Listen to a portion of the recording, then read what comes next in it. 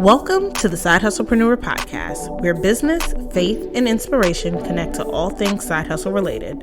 My name is Faye, aka the Side Hustlepreneur, and I created this platform for everyday individuals like you to learn how to monetize your God-given skills and talents. So gather around, turn up the volumes, and let's get started.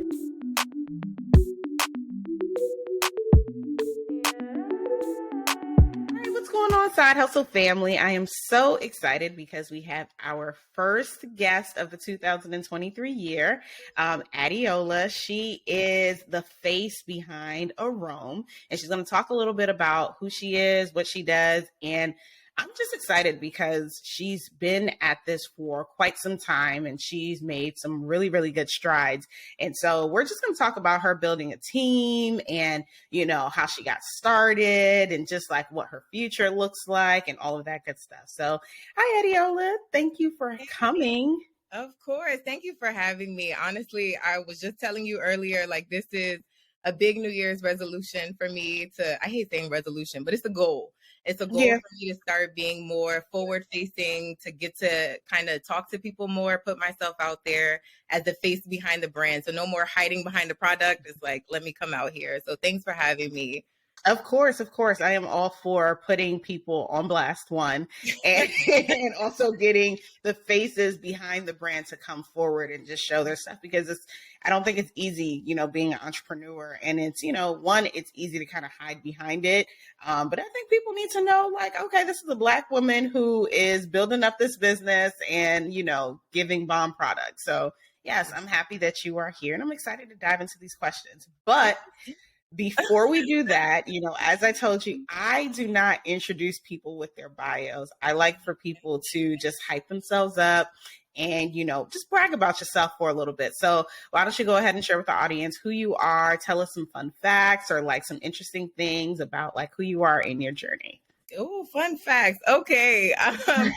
So as you know, as Faye mentioned, my name is Adeola Ogunneye. For my Nigerians out there, pronounced Adeola. I am a very proud Nigerian, born and raised in the DMV. But then I actually also, fun fact, lived in Nigeria for 6 years.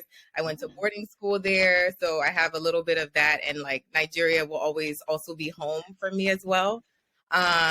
Let's see, just in terms of schooling, I went to UMBC. So shout out to my retrievers out there. I know we don't get enough praise, but we're out there, you know? So for school, like my background and everything was in psychology. So I actually am a licensed therapist. So I am very big on like wellness. I'm all about like people just being their best selves and discovering their purpose and, you know, just like kind of working through experiences in life and things like that shape us into who we are. So that is also a big part of me. I am the proud founder, owner, CEO, all of that of Arome. So I always my first child. So it is a skin moisturizing brand. I still hand make our products. So we have body butters, body creams, hand lotions. And I started the journey in 2014. And I feel like as the years keep progressing, I'm like, where is the time going? How? Like in 2014, I was 24. And I'm just like, how did we get here? But we did it. And, you know, of course, what we're here for, the side hustles. It started out as a side hustle and was just something I just continued to build. I think as we dive in, like Arome is just a big reflection of me. I feel like the brand story tells my story. So it's just, I've grown and learned a lot from it. So transitioning from higher education to 2020 was actually like my courage year, where literally it was a leap of faith with God. I was not happy at my previous job. And I was like, God, I can't take this. I don't know what to do. I remember praying that prayer maybe 6 months before, like, what do I do? And I sought counsel and it was like, no, don't leave your job. You need that security, that kind of thing. And so I stayed. And then that day came where I was like, God, I can't do this. And I just felt it's okay. Let it go. And I was like, what? For real? What am I going to do? And at that point with Arome, to be completely transparent, the year prior, for the entire year, I had done about like 16,000 in sales. But for whatever reason, it was just like, you know what, let's do this full time and see where this takes us. So, you know, I'm sure we'll dive more into the story, but so let's stop right there because like, I definitely want to talk about that transition between, you know, going from side hustle to full time to stepping out on faith and all. We're gonna get there I'll because get into it. that is key. So Yeah. you said a lot, and we got a lot to unpack here. So starting with, you said like you're not new to this. Like you've been in business for quite some time. We're in 2023, so it's going on what, I don't know, math, 8 years almost. Like Yeah, we're 14 to 24 is 10 years. Oh my God. Yeah. So not yet. Like so almost like nine years or so. So yeah. So talk about how you got started and why. So with that, just like I was saying before, like it's more of a personal journey. So when I first started, it's like I started in 2014, but the reason behind it was like a lifelong journey. So I literally always had dry skin. I tell this story all the time. It was like really, really bad to the point where I just couldn't find anything. I would look for different products. Nothing worked. And it was like visibly dry. Like my knees in the wintertime are like ashy white, elbows white, legs white. And then I went to Catholic school in elementary, middle school. So we had like the plaid skirts, and I was always like just so embarrassed, always looking under the desk, like, are my legs dry, like trying to figure out what to do. And then back then, my mom, love her, but at the time, bargain shopper. So it's like, she's not looking for the best quality. It's like, listen, this big bottle of Suave lotion that don't do nothing, and not to put the brand out there or anything, but, it just wasn't giving what my skin needed. So it was like, in 2014, I just started, like, I was in this era of discovering self. Like, I'm about to be 25, quarter century, like, like I wanted to feel better about myself. So I just got into like working out. I got into eating better. And then I just started thinking, like, as I was like preparing meals and focusing on what was going in my body, I was like, wait, what about what's going on my body? Like, I've never been able to find something that worked well. And so I just started researching like natural ingredients, like things that are actually healthy. I was looking at a lot of the lotions I was using before that had like alcohols that actually strip the skin of moisture. So it's like, why would they put alcohols in things that are supposed to, right? I didn't get it. So that was literally how it started, like in my kitchen, just kind of researching, okay, shea butter, what are the benefits of it? And coconut oil and cocoa butter and things like that. And then down the line, I discovered avocado butter, which is actually like our primary big ingredient now. But it literally just started out as, I've always had this problem. I was very insecure as a result of it. As I mentioned, going to, private school, I was just very insecure growing up about my skin, just being darker skinned. And funny enough, today they say I'm not dark skinned anymore. So I don't know. A mocha complexion.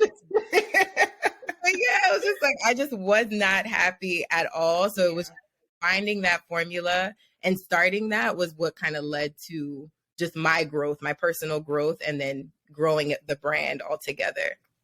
I love that. I really do love that, especially because it's, I feel like it's always so interesting when you hear people's stories about how they got started.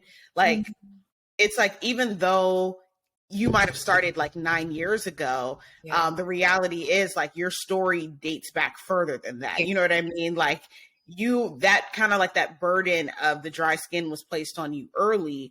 And as you kind of got older, it became like more of a discovery, but you might not have necessarily known that, okay, I'm going to start creating lotions and, things that will, help not only just yourself, but other people who are going through that same thing. Because now a 5-year-old who is, struggling with dry skin, whereas like, your mom did the best that she could with what she had. Right. Now you have already created this line that, other kids at the age of 5, 6, 7, 8, 9, they don't necessarily have to deal with that because your product exists. So I think that's so, that's so amazing. So you get started, you're like, okay, you're going through this self-discovery, you're researching things and all of that. You decide to, at this point, do you decide to go ahead and start it as a business, or you're just focusing more so on myself? So like I said, as I've been running away from the camera, I was more like shy. I've always been this like sweet, bubbly, like I love people and things like that. But I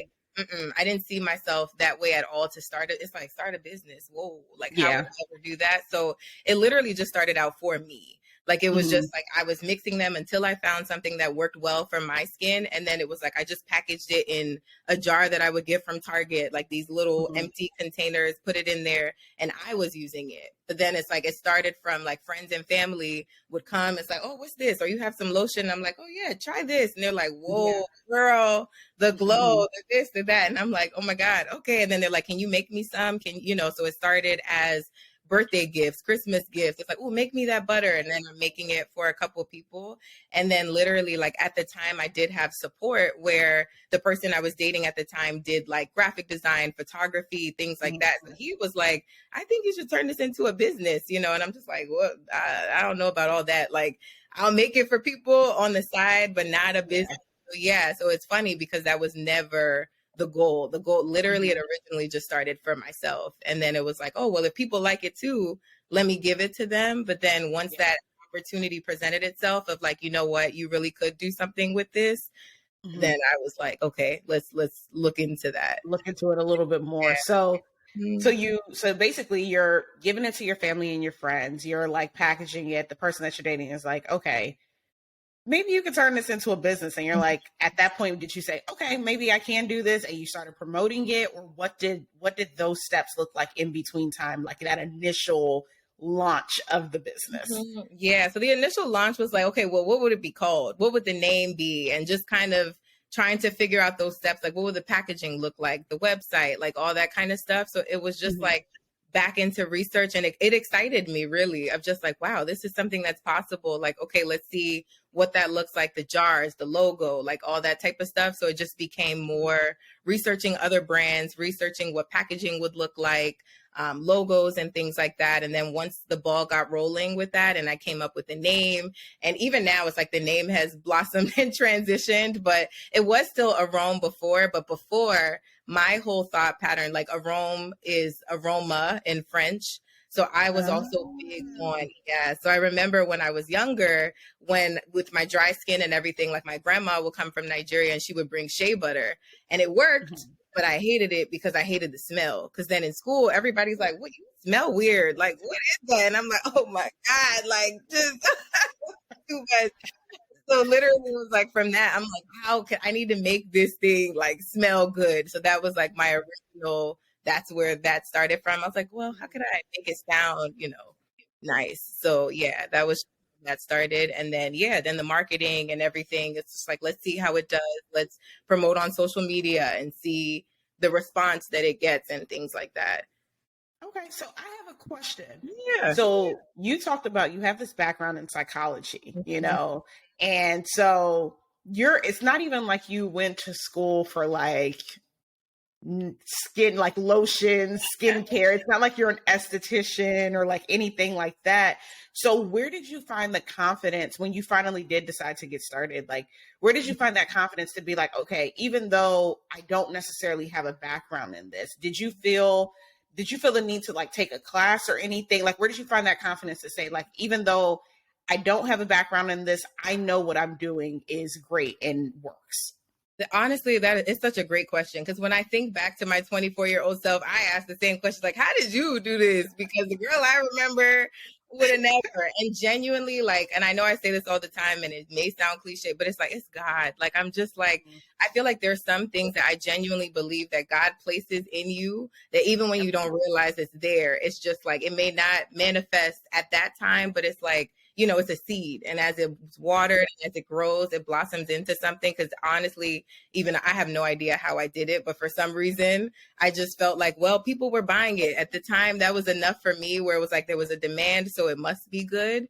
There Yeah. was like a aromatherapy certification class that I did do, but then again, I've Mhm. kind of transitioned away from that anyway now. But that was like Yeah. max of what I did, like online, like I would watch different like videos. There was this YouTube channel that I followed as Mhm. well that does like it's a chemist and she shows you how to make different lotions and literally gives you the percentages. So those were things I definitely did research of like what Yeah. percentage of oil, what percentage of water, especially for the lotion that is water Mhm. based, so what percentage of water, what percentage of like a thickening agent do you need and things like that. So I definitely researched and my background in undergrad. So my major was psychology, but I was originally pre-pharmacy. So I did like chemistry classes and things like that. So it was kind of like that part of it was a little exciting of, oh, a little chemistry experiment, like this percent of this and that. So yeah, it was God is the best way I could put it, because I wish I could really tell you that like there was something, but at that time, I don't know. Listen, sometimes God places things on our heart, and you look back and you're just like, who are you? Like who were you at the time? Because how that is not even of your personality type of thing. So no, I'm totally here for that, and I love that. And I mean, so you talked about doing, of course, having to do a lot of research and taking a lot of just watching online videos. I always say all the time, YouTube University is a real thing, okay? Because there's so much information on there, and if you want to learn something, you can, But I mean, you talked about doing research on like packaging and suppliers and all this stuff. So how did you go about, like, when you first got started, how did you go about finding your suppliers and everything? I feel like there's like so much information out there. Like when you put things in Google, how did you go about saying, okay, I'm going to work with this person, or, I'm going to go on this route or make my packaging look like this, etc. Right. I think at that time it was just what looked nice for me. In a way, I'm trying to really think back, because I feel like 2020 that I got that, but this is like I'm like, let me dig deep and see like where that came from, because I remember at the time it was just like, okay, I want it to be nice, I want it to be relatable, or things that you look at it, you see it. It's at the time I wasn't even thinking clean, because at first everything was black actually, so it was really dark, and that also shows progression over time, because I remember going to like pop-up shops and things like that, and people were like, oh, I thought this was hair dye, or I thought it was like nobody.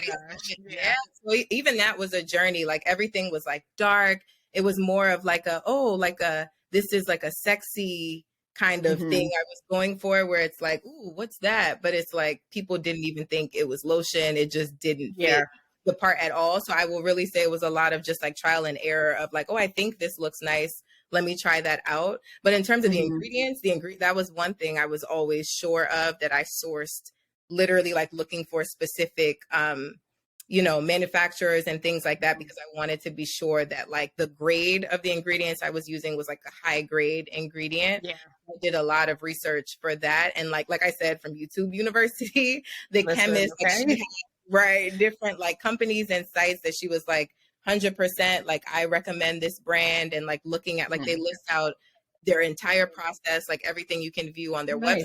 So for me, I was like, that part I like really researched and everything. But with the packaging, it's just like what was affordable at the time. Like these are plastic jars, a plastic lid. I don't know if people are going to buy this thing, so I didn't. Like I started out, I probably invested maybe $500, I want to say. And that's everything, like the ingredients, the containers, everything. It wasn't like a big thing. It was just like, what can I do with $500? Because I was a grad student then. I was working, but not like I wasn't making much. It was more of like an internship kind of thing. So yeah, I just went with what I could afford, essentially. Right. So you did your research. You listened to what other people kind of recommended based off of the the things that you were watching. And what about marketing? I know you talked about when you first got started, it was like a friends and family thing. You like threw it on Instagram to see, like, kind of feel what the market was saying. But now you're at a point where your products are recognized internationally. You're on Amazon, you're in different places. So, and it's a big deal. So can you share how you put yourself out there to essentially grow and, expand beyond friends and families? Yeah. I think honestly, friends and family continued from 2014 until 2019. So it was a long period of, I'm unsure of this thing, I'm just doing it for myself. So like there was no desire. Like I would post on social media, be gone for 6 months, come back and, oh, remember guys, I make lotion, and post it again. Like it was literally just, I was probably making from the business like maybe $1,000, $2,000 a year on it. So it was not a priority at all. It was just like, this is for me. If people ask me about it, then I'll present it.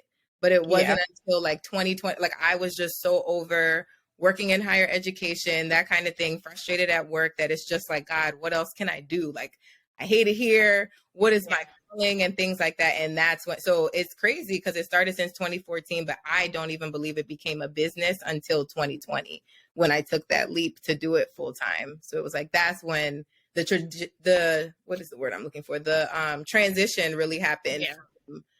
I'm just quietly doing this to like, oh, this is actually a business.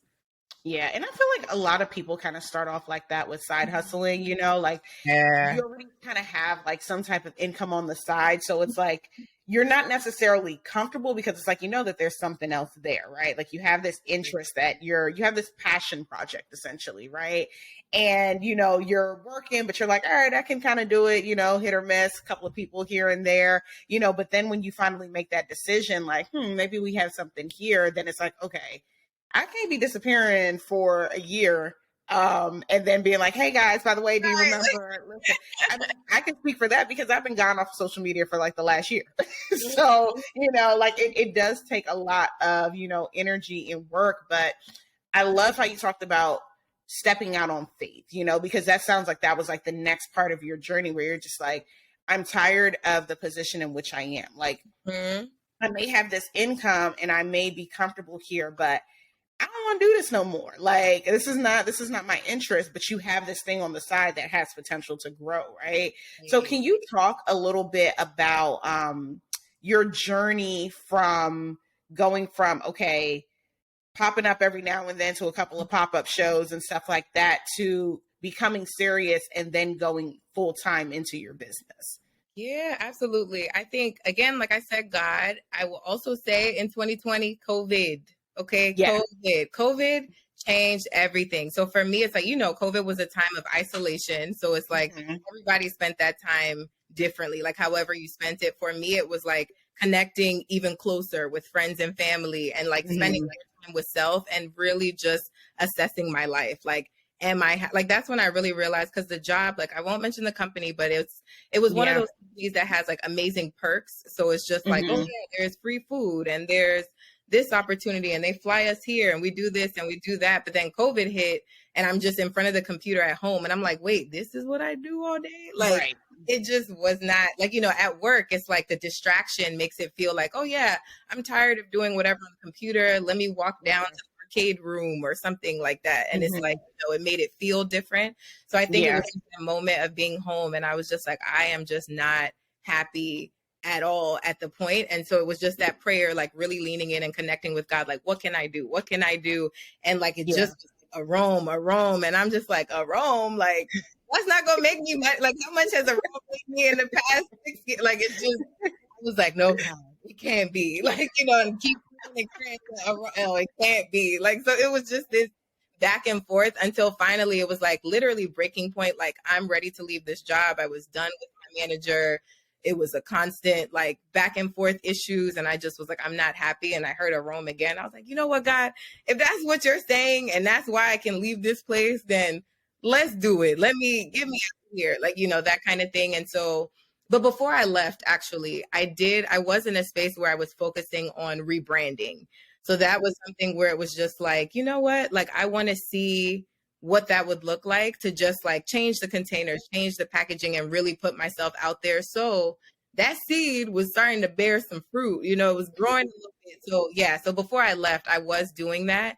And then it was just that overwhelming, like once it launched, and I have them next to me, I'm obsessed with packaging, but that launched and it was just like, it just felt right. Like it felt like this is it. Like I can do this. It's time. Like, cause it was a point I took a break for a year that I stopped doing it, you know, so that was kind of that point where it's like, just go after it with everything that you have and see what happens.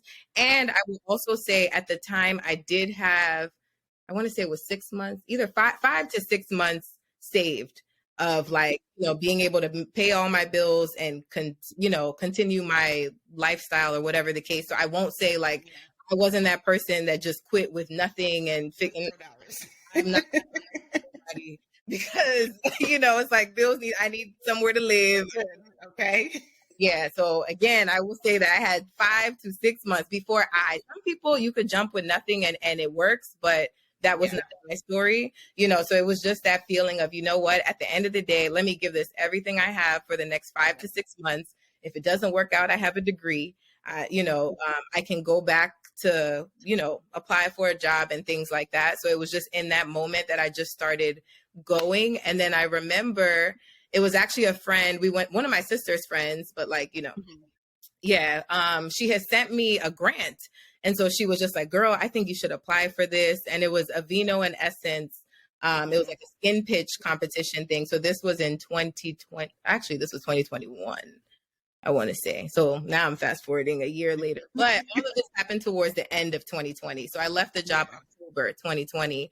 The pitch competition was February of 2021. Nice. Yeah. So when she sent that to me, I'm like, there is no way I'm going to get this and everything. And some way, somehow, God, I placed, you know, top 5 for that, the pitch competition. So I was just like, whoa, like that's when I really felt like they picked me from, you know, and they told us like it was 596 applicants or something. That was the first thing that they did. And I'm like, and I placed 5, like how was that, you know? And so that's when I was like, oh, something's happening here. And the grand prize was 50,000. So it was a situation where, you know, we pitched and everything. I didn't win, but it lit a fire in me where I was like, I'm going to get that 50,000. Like, you know, it's like, I'm going to get it like through the business in the year.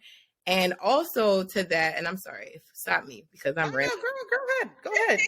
But I'm inspired, so keep going. It was just, at the time for that pitch competition, you had to have 3 to 5 years, like a forecasted plan of like, where do you see yourself going? Where are your finances currently? Like that kind of thing, which I had zero experience. Yeah. Like, as you know, that was not my background, not my ministry. So I'm like, oh God, what do I do? So this guy, Tobey, we actually went to UMBC together. So I reached out to him because he has like a consulting firm. He started his own on the side. So I reached out to him like, hey, I know you do. And he's finance, accounting background. So I'm like, I have a pitch competition. I need your help. How, you know what I mean? Like, can you help me put this together? So I was like, oh yeah, sure. Book it through this link. So I booked him. He put everything together. And then he was like, you know, after this, like, let's talk. So I'm just like, oh, okay, cool.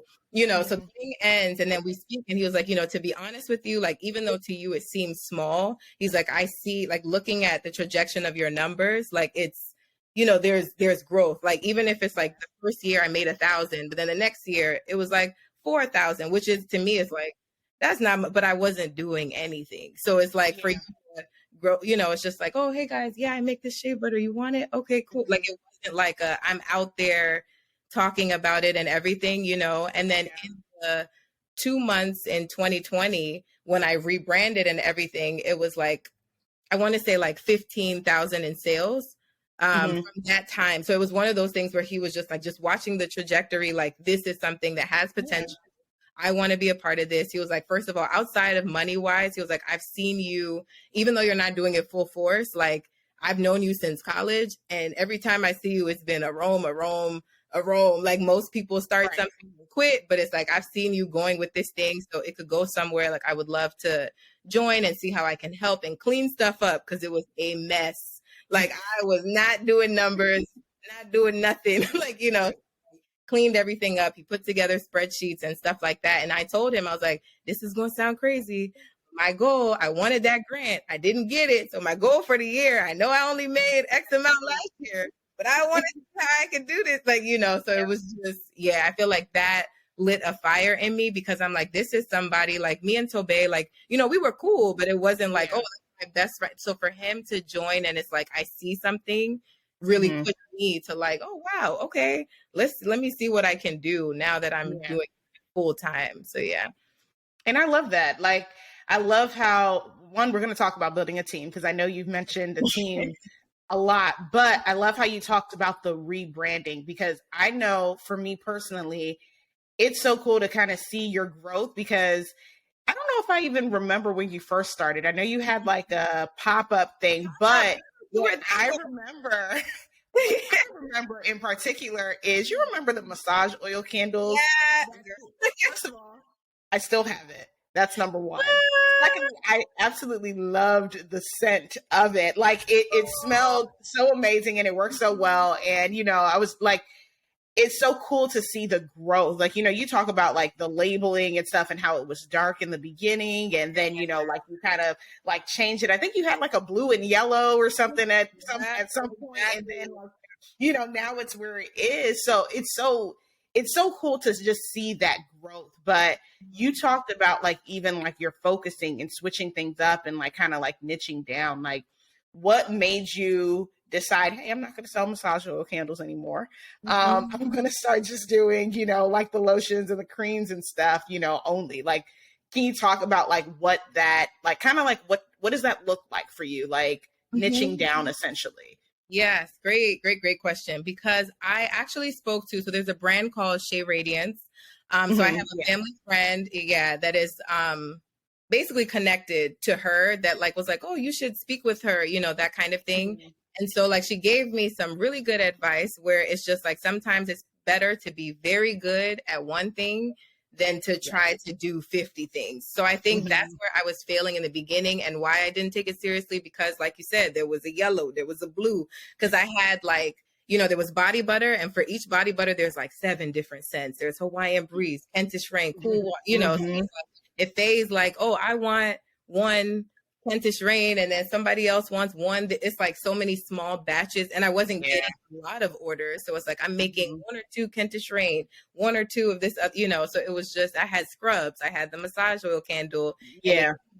I'm making everything myself out of my kitchen, so it just economically it wasn't making sense, and I wasn't making money because it's like I'm splitting my capital into too many different things. So just saying like pick your best seller and run with that, which was the body butters. And that's where it's like the body butters and now the body creams are like the 2 main products that we're selling now. And she's like, grow your brand, like focus on that. And then as you grow and as you start to get, whether it's people working for you that are still making them in smaller batches, or you switch to machinery or whatever the case, then because the massage oil candle, it's on the list. I'm gonna put that plug out here to come back. You bring that thing back, I'm buying it in bulk, okay? Once I realized you stopped selling it, like I literally had, like I said, I still have it. Like even when we were moving into our house, like it's in the box with my other candles, and I'm like, I'm gonna light this thing up one of these days. It was just I bit on more than I could chew then, and it prevented me.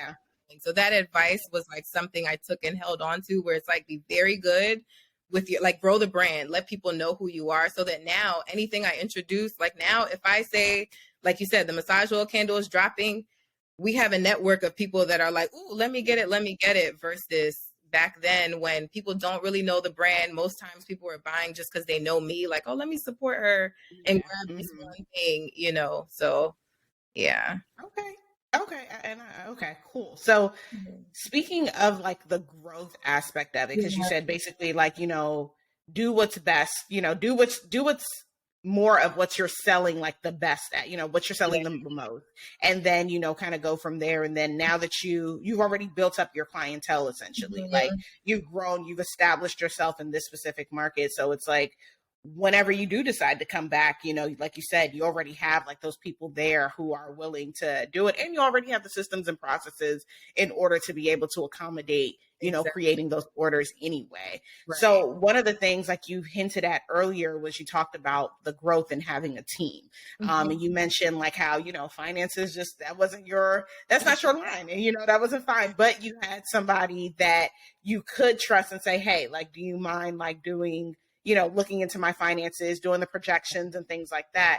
And now I'm assuming he's part of your team now as well. Exactly. So can you talk about basically how you built your team? Because I think it takes people a lot of time before they even decide to hire a team, because you got to spend money. And so, people don't want to spend money. They'd rather just DIY things. So can you talk about like, at what point did you decide, you know what, I need a team. I need people who are skilled at what it is that they do. And how did you find those people? Yeah. And I think you said it perfectly with I need people who are skilled at what they do. That rings to me, because one thing I felt like I realized as an entrepreneur, like, of course, it was almost like a pride of like, oh yeah, I'm a one-woman show. I do it all. I make it at this and I that. And you very quickly learn, if you want to grow, you cannot, that whole, like, there's no I in team is a real thing. Like you cannot, Yes.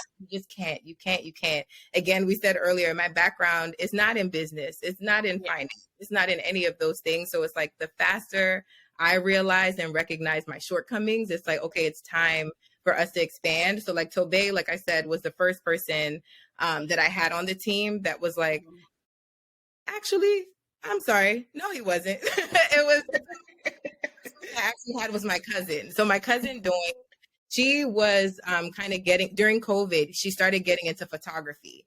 So that's actually see now it's all coming together. This is why I need to write it down so I remember. But yeah, so that's how even just the rebranding started. So she got into photography. It was COVID. Everybody's quarantining, you know, things like that, where it's like we're not out as much as we used to be. So she was like trying to hone in on a craft and like really got into photography and was taking amazing pictures. So I was just like, oh my gosh, this is beautiful. Like, you know, how can we connect this to Arome? And she was someone who always used to help me with pop-up events in the past. Like, you know, she kind of always supported in that way. But that was what led to like the rebranding. She's like, you know, what if we do it this way? Or I was just telling her, like, I have this vision to make it the packaging and everything look nicer, blah, blah, blah. So we were kind of working hand in hand with that. So she took on like the photography, the branding, the colors. So even just actually having like like I didn't even know that was a thing, but it's like, you know, like there's fonts that we use, like our emails, same font. We have different fonts for different things. If it's a header, this is the font. If it's text, this is the font. These are the colors, you know, all of that. So she was the first person that was on the team. So just kind of helping with that and helped with the rebranding. Then Tobey came along with the financing and things like that. And then she did. So my cousin ended up moving to New York. So she was still helping, but no longer able to help in that same capacity. But then it was me realizing, okay, marketing is not my strong suit at all. Like just that's where I failed before. Like if it's said it'll be 6 months before I post again. So I connected with a team in Nigeria, actually. So the people, nice. Yeah. So I have a friend, like I said, also grew up in Nigeria. So a friend that I went to school with, she has started a business in Nigeria. So I was just talking to her, like, how do you keep your social media page running? Because I struggle with that. And she was like, oh, I have this team. They're very affordable. They handle everything. And so she sent me their information. So I reached out to them and like, they've been amazing. So it's like, that's been awesome where literally they post 6 days a week on the feed. They post on the story. We have meetings. We go over like, you know, click rates and how often people are coming, our followers, how they're increasing, decreasing engagement, all that kind of stuff. So it's like, it's, I have a point person under her. Like there's the owner of that business and then a person under her that's assigned to my brand. So it's like that has made it super easy because they handle the social media. So we'll pre-plan the calendar. Like this is what it's going to have on this day. This is what the caption is going to be. So that really helped me in that regard. And then I got to the point where I'm like, okay, I need somebody to like their strategy. And it's like, it's just you as you start to see like it's an umbrella. It's not just like person does there's social media marketing and then there's branding strategy and then there's marketing like getting new customer, you know, because it's like just because you're posting on social media does not mean you're getting customers at all. I think that is a word in and of itself because likes does not equal income. Okay. It's just exactly. But I love that you say that because, you know, one of the things that I noticed as you were talking is you were able to identify what your strength is. Like you're like, okay, listen, I'm here to create the stuff, you know, like I'm here. That is what I am good at. That is what I do. I'm not doing the finances. I'm not doing the marketing. You know, I struggle with being able to post on a regular basis. So I'm going to hire a team for, you know, somebody who's going to help me do that. Like, I feel like once you decided to lock in, you were able to kind of do like an assessment on yourself essentially about like what you were good at and what, you know, the things that you need to grow and, you know, continue to see that growth and how you can outsource that to other people. And, you know, I mean, I think it's, like I said earlier, I think it's easy to kind of bootstrap, you know, for a long time, but you just made a good point about how bootstrapping is cool. But if you want to see growth at some point, you're going to have to outsource and give people who are skilled at what they do, allow them to do what it is for your business. So yeah, I think that's great. And you mentioned earlier that you're still the one who's like packing, creating and packing Exactly. stuff. Do you have anyone who helps you in that sense, or you do it by yourself? So I do. So I do have an assistant. So like she comes in and helps with packaging and things like that. But to be Mhm. transparent here too, like that's my next stage that I'm working on now of how I want to do it. Cause it's like I've done it for so long by myself that I'm just like, I don't want nobody to come and mess up this formula now. So it's like I'm really just trying to figure because it's not sustainable anymore. Like it doesn't even make sense. And it's like my kitchen needs to go back to just being a kitchen. We don't even have hot water in the kitchen. So like that's what I'm trying to figure out of how I want to do it because I don't want the formula to be compromised. So yes, that's where. But I do have an assistant that does come certain hours to help me package. But aside from that, it's still in the kitchen. It's not like there's not machinery and stuff yet. So yeah. Yeah. Okay. All right. Cool. Sounds good. So, with all of that, what would you say has been the biggest challenge in building your business? Like looking back, because like we said, it's been what, almost 2014, almost 9 years, essentially 9 years. So, like, Yeah. what would you say has been the biggest challenge so far? The funny thing is, I think I always used to say the biggest challenge is like capital in the sense that it's like you always feel, especially with a product based business, it's like you just constantly need funding. But Hmm. I feel like it's changed to knowledge in the sense that now that I'm trying to like scale up, like we are in, like you mentioned, Amazon, we're in smaller, like Black owned stores. So Marjani Beauty in DC, there's a store in LA and New Jersey and things like that. But it's like getting into the big box retailers, like, because of course that's the goal, your Targets, your Whole Foods, and things like that. And Yeah. just the knowledge behind it. So it's like I did, and that's one thing that I've learned too, is like reach out to people. Like I said, I spoke to the owner of Shea Radiance. I reached out to the owner of Black Girl Sunscreen. She was like, she gave me a list of things, and it's like, okay, so That's amazing. you need this, and I'm just like, oh God, like UPC codes, this and that, like testing. It's just, so it's like there are things that you just have to learn. Like as much as you want to scale up and jump into stuff, it's like there's a disconnect, especially for Black women owned businesses, that it's like we're kind of new to this. So it's like, how do I get in there? Like people are like, oh yeah, your product will fit right in, but it's like the knowledge of what's needed to get there. So sometimes just the product isn't enough. It's like, okay, well, you need these 20 things. And it's like those 20 things cost money, or they're a process where it takes 6 months to get this code that's needed or this thing. So I would say knowledge, honestly, in that regard of just, there's a lot that needs to be learned that I wasn't aware of that's preventing certain things. So it's like, as I'm learning them, then I can take steps to get the brand to where I envision it being. Yeah, and I love how you said, like, even though there's like a temporary lack of knowledge, right? Because it's not necessarily Right. like knowledge, the access for knowledge is always there. It's just There. about the willingness to, seek it out and find it. But I love how you talked about, what you didn't know, you found other people who are ahead of you essentially to be able to ask those questions, and figure out like, well, how did you get to where you got to? And I feel like that's so key. Like, we can't, at the end of the day, we can't do things by ourselves. Exactly. Like there's no way that we're going to know everything. But like you said, especially for Black women, it's difficult. This is a new market. But, there are some people who are there who already gotten there, or at least working towards getting to those certain levels, or at least ahead of you. And so reaching out to them, like, I'm happy that you mentioned that it's not like, oh, well, I just like, I'm just going to figure it out. But it's like, no, I'm going to figure it out by reaching out to those individuals who are already there. I couldn't agree So, more. Yeah. no. Hmm. Yeah. So we're rounding up. I know I've questioned you a lot, but I feel like you dropped so many like nuggets, you know what I mean? That I really do believe that the people who are interested in this field, and not even necessarily interested, but just interested in this field in particular, but just business owners or side hustlers, can take so much away from the things that you've shared. But final questions. Uh-huh. What would you say? And these are like short, like quick little pal questions. Okay. So what would you say what's one character trait you believe is necessary to succeed in the business field that you're in? Mm, I would say boldness / courage. Like just Okay. yeah. Yeah. Okay. Okay. So looking back on your journey, what's one thing you wish you would have known in the beginning that could have helped you in the early stages?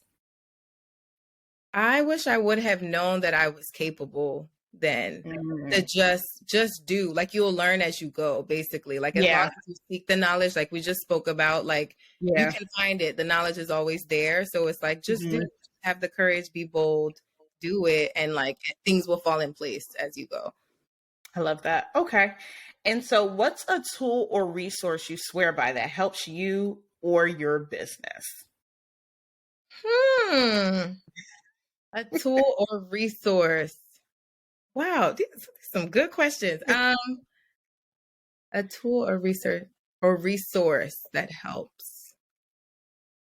I don't want to feel like I'm saying the same thing, but I No, think it's the same thing. Go ahead. utilizing, find people, like we said, that are ahead of you. Like, it's like, don't let that intimidate you where it's like, oh, what am I going to say to them or whatever. It's like, those people are actually excited. Like, even for me, I had someone approach me of like, my daughter wants to start a skincare business. Send her to, I will tell her, you need Yeah. this, you need that. Like, you can avoid this. Like, it's like they're actually happier than you think to Yeah. give that knowledge. Like, and not everyone, granted, there's some people you might reach out to that are not necessarily willing, but it's like, yeah, just if you have the ability to connect with someone that's doing better, do it because they can help elevate you. Yes, and I think that's I learned that when I was doing the my nonprofit. I think that's so key. Yeah, Like people are willing to help. You just have to be willing to reach out. I think so many people get exactly. afraid. If people are afraid, they're just like, "Oh, I don't want to get rejected." And it's like, "Okay, well, if you get rejected, so what?" There's Right. more people who are willing to, assist and, give you some information than, people who will say no. So, Exactly. yeah, I think that's key. And then the final question would be, for someone who wants to get into the similar field, what would you suggest be their first step? I would say for your first step, vision. Like I would really say to sit down and just like where do you want it to go? Like what Mhm. is like identifying like what your story is and your why. Your why behind it because there are gonna be so many moments where I have had too many moments where it's like, God, I don't want to do this anymore. Why? Why am I Yeah. here? So it's like you need that anchor in why you're starting it. Like not money isn't enough. Like there has to be some form of passion or like what is the reason behind it. So I would actually say that just identifying your why and setting a vision so that it keeps you there because entrepreneurship is like this up down Yes. always. It ebbs and flows, man. Like, Listen. so yeah. So know your why. Yeah. Okay. Okay, cool. Well, y'all heard it here. Mhm. If you have not shopped with Arome before, definitely check her out. Can you let people know what your website is, how they can find you, how they can find your product? Just share all your details. Yes, absolutely. So you can find us directly on our website. So it's shoparome.com. That's shoparome.com. Our Instagram handle is at shoparome on Instagram. You can find us on Amazon. So if you type in Arome body butters, we will pop up. So yes, those are the three main places that you could find us if you're looking to purchase Arome products online. And I'm going to list it in the show notes as well so you guys can get easy access. But yes, Adeola, thank you so much for coming in and dropping all these nuggets and gems. I'm pretty sure there are people who are listening who are just like, I need to reach out to her and I need to find this business as well. Because like I said, I will say on as a side note, my husband absolutely loves your lotions. He Oh, feels like it's the only thing that helps him not be ashy, which I agree. love it. So it Which I definitely works. It definitely works. I will say that. But thank you so much for thank you. coming here and just dropping your gems and all of that. I appreciate it. Thank you so much. Thanks for having me. And I also, in return, I love all that you're doing. Like, this is Oh, an thank you. amazing platform. I Yeah. appreciate that. Thank you. All right, guys. Talk to you later. All right. Thanks so much for tuning in to the Side Hustlepreneur podcast. If you enjoyed what you heard, be sure to rate and review the podcast. And if you haven't subscribed, what are you waiting for? To keep up with me outside of the podcast, you can follow me on Instagram at The Side Hustle Podcast, or you can join the Side Hustle family by subscribing to my weekly newsletter at thesidehustlepreneur.com. See you next time.